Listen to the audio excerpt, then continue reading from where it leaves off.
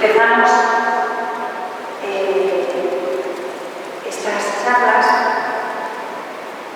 que son charlas cuaresmales, que yo quería que todos tuviéramos claro que aunque el color litúrgico de la cuaresma es temporal, la cuaresma no es un tiempo triste, ni tétrico, ni negativo, ni para hacer penitencia, ni hagamos, ni de especial mortificación, aunque hagamos alguna. La cuaresma es un tiempo que Dios, nuestro Padre, nos brinda para volvernos a Él. Si estamos pasando por un reflexión o vamos por un camino equivocado, es el momento de redireccionarse y volvernos a enderezar, volver a retomar el buen camino. Luego la cuaresma es un regalo, es un don, es una bendición y así debemos plantearla y aprovecharla. Y el motivo de estas charlas, pues yo creo que ha de ser redireccionarnos el GPS hacia la meta correcta. Y lo cierto es que vamos ascendiendo con Jesús hacia Jerusalén. Vamos caminando hacia la Pascua, hacia el trigo de Pascua, el mosaico en el que Jesús culmina su misión, culmina la redención. Y es bueno que comprendamos bien qué es la redención. Desgraciadamente se habla muy poco de la redención. Y yo me encuentro con muchas personas que incluso me decían que nunca jamás han oído hablar de la redención como tal. Y yo voy a aprovechar esta ocasión que me ha mencionado mi párroco, que me agradezco mucho que me llamara, para hablar de la redención y de nuestro Redentor. Hay un momento en la noche de Pascua en que cantamos el pregón pascual: "Oh feliz culpa que nos mereció tal Redentor". Y vamos a aprovechar este tiempo de Cuaresma y vamos a aprovechar para apoyarnos un poquito en estas charlas, ver quién es nuestro Redentor, quién es el tal Redentor que el Padre nos ha regalado. El Redentor es Jesucristo, nuestro Señor, el Verbo encarnado de Dios. Pero, ¿qué significa exactamente que Jesucristo sea nuestro Redentor? Que decimos Jesucristo y digamos pues Jesucristo es nuestro Señor, es nuestro Salvador, es Dios, por supuesto, y a veces la decimos se dice es nuestro Redentor. ¿Qué significa exactamente que Jesucristo sea nuestro Redentor? Significa que el Verbo de Dios vivía muy a gusto, muy feliz, muy tranquilo, muy bien, en la eternidad, fuera del tiempo, infinitamente amado del Padre, y no tenía necesidad de verse en un berenjenal, y se metió en un berenjenal aceptando el plan del Padre, la redención.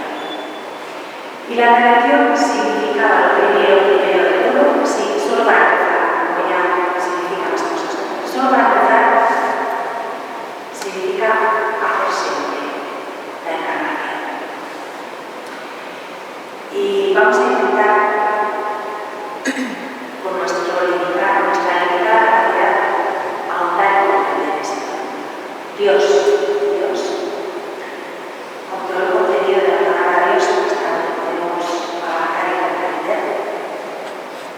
La segunda persona de la Santísima Trinidad, el Verbo, Dios, cambia totalmente de estatus y de situación, se despoja de su mano, como se dice en San Pablo, toma la forma del pescado y empieza a existir como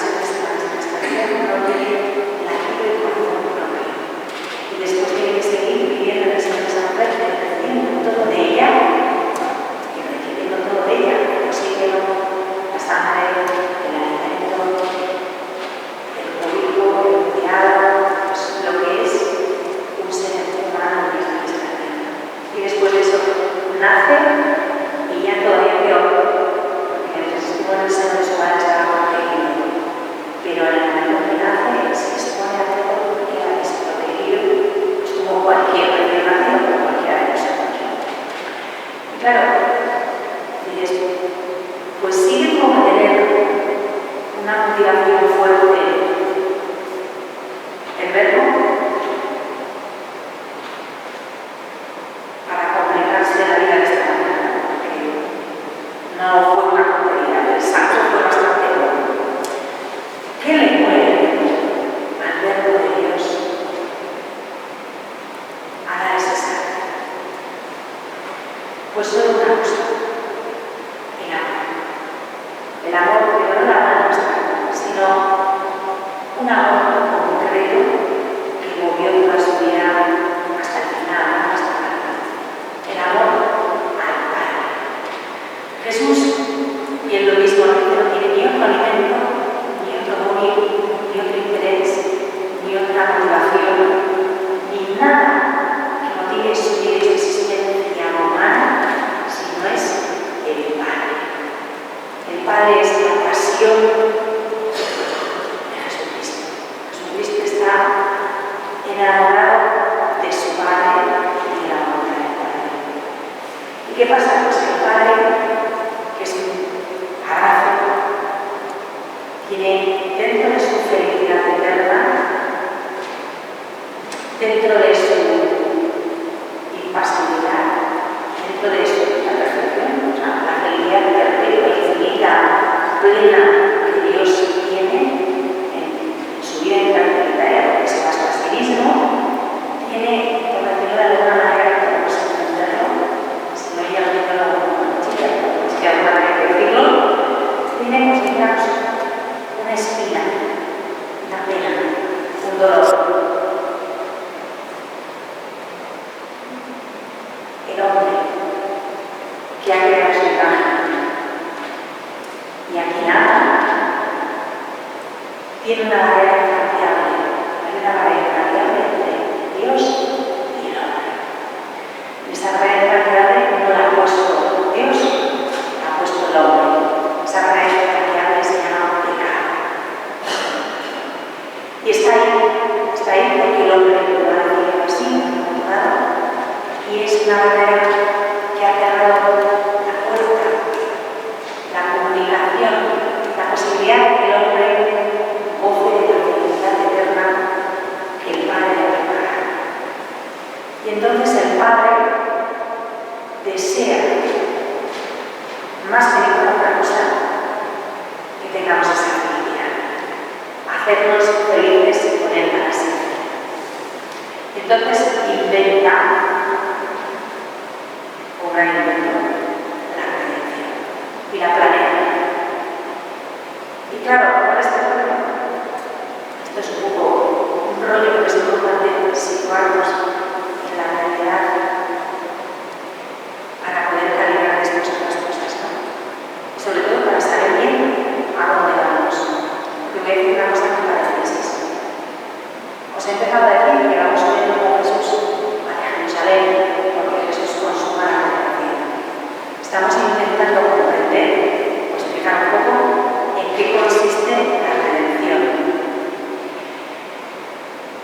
Pero es que hay una cosa más, y es que cuando lleguemos con Jesús a Jerusalén, al final del camino, antes de parecer, en la hora de la cena, Él nos va a ofrecer la redención, porque Jesucristo es el Redentor y realiza la redención, pero cada uno de nosotros tenemos que acoger la redención. Es decir, la redención Jesús no la lleva y sí o sí te cae, sí o sí pum, un sello pasa, está redimido y a las contiendas. No, la redención es una posibilidad que Jesús nos ofrece. Que la cruz no sea estéril y vana en cada uno de nosotros es una decisión personal de cada uno de nosotros. Entonces la Cuaresma la tenemos que orientar en hacer ese camino para poder acoger la redención, para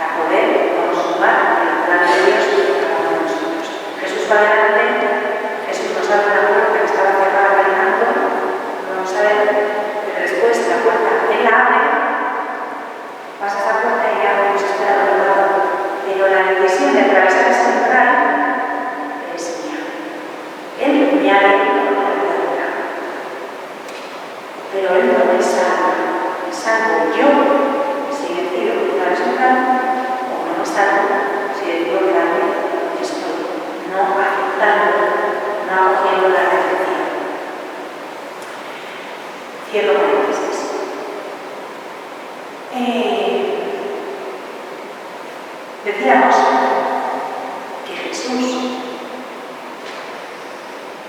ha llevado a cabo la redención. ¿Y qué es la redención? Pues hemos dicho que está ahí el pecado, que era un muro inamovible que bloqueaba nuestra relación con Dios. De hecho, no éramos hijos de Dios. Jesús nos posibilita ser hijos de Dios. La redención nos hace hijos. Hasta la redención de los hijos, ¿no? Estábamos esclavizados en una realidad de pecado. Y claro, bueno, pues esto sería mucho más fácil si Dios es omnipotente y pues que lo arregle. Sí, pero no es así.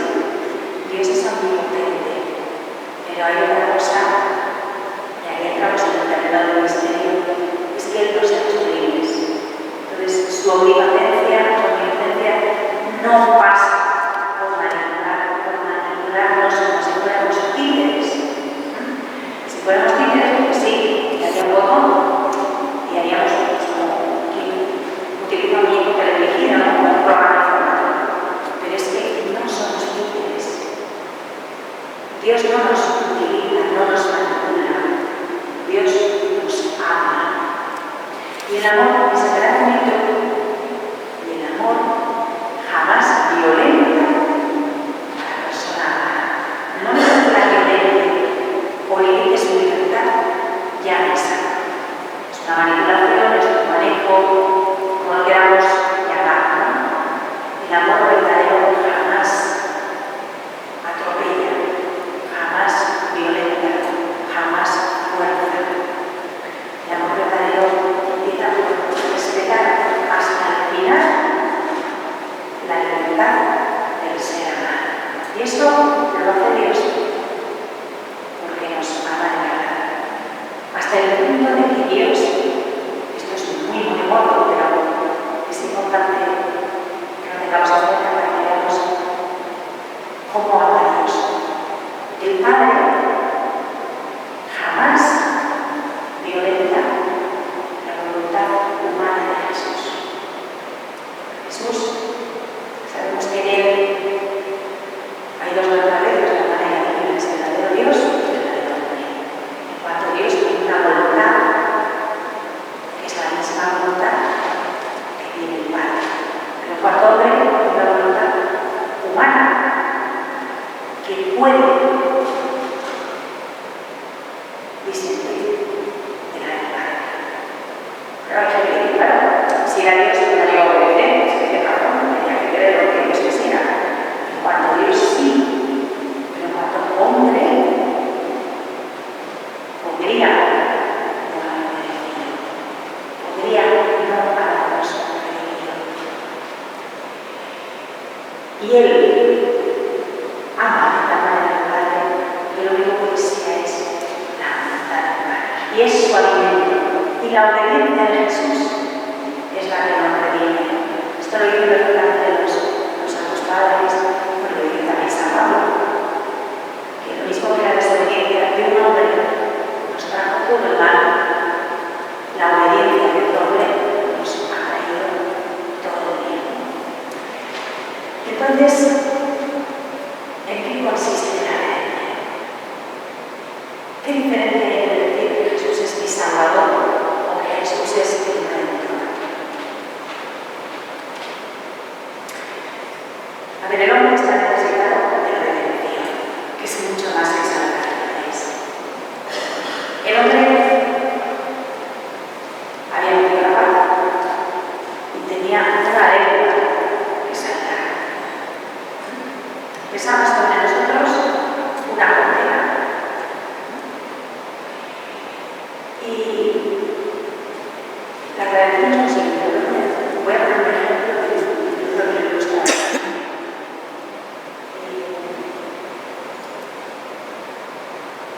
En la Edad Media, antes de la Edad Media, aparecieron en la iglesia una serie de órdenes religiosas que se llamaban las órdenes de redención de campesinos, principalmente la orden de la merced, los mercenarios, y la orden de la natividad, los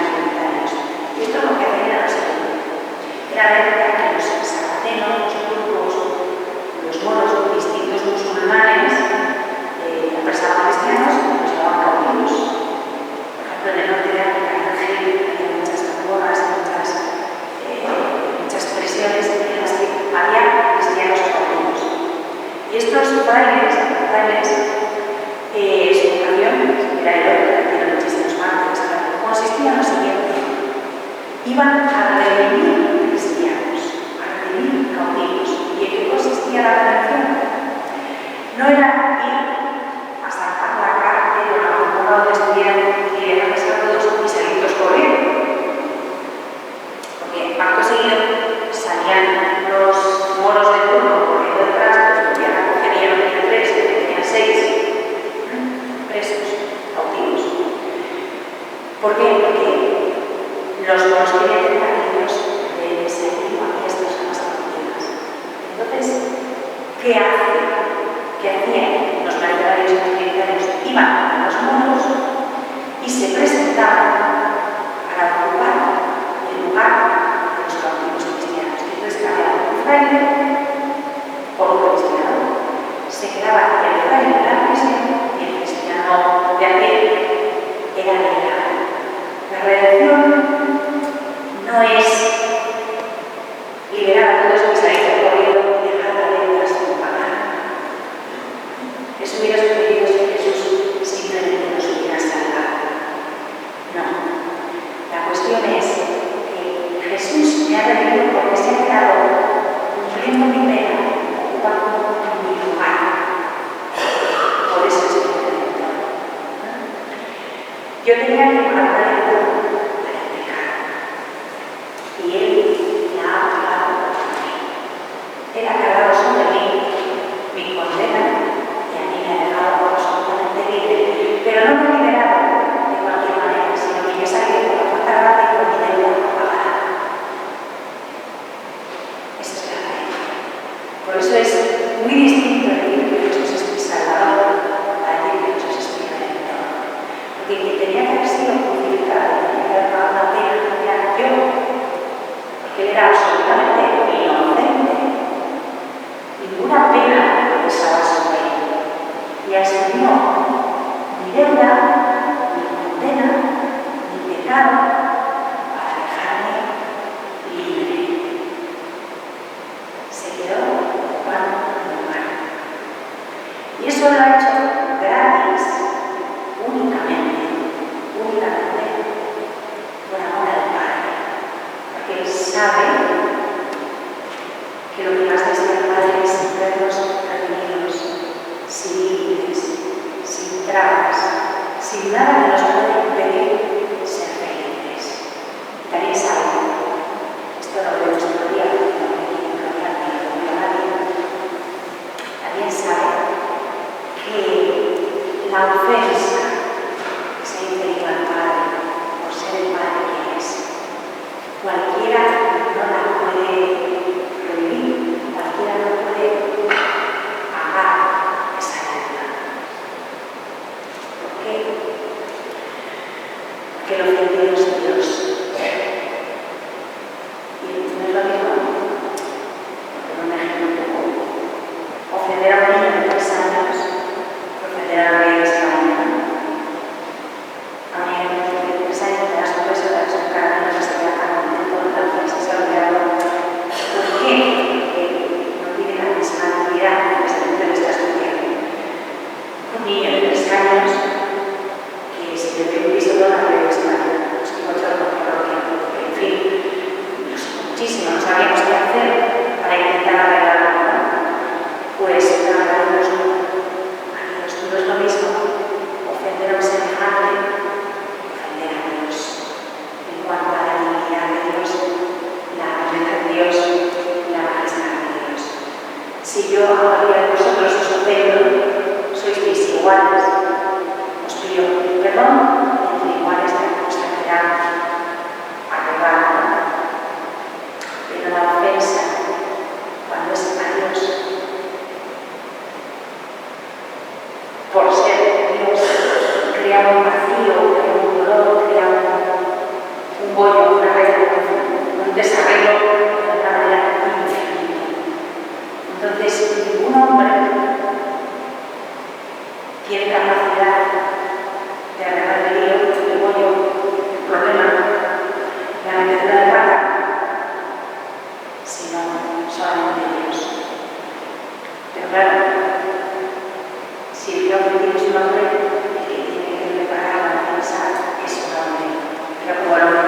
Dios, nos haría falta Dios para ganar esa promesa.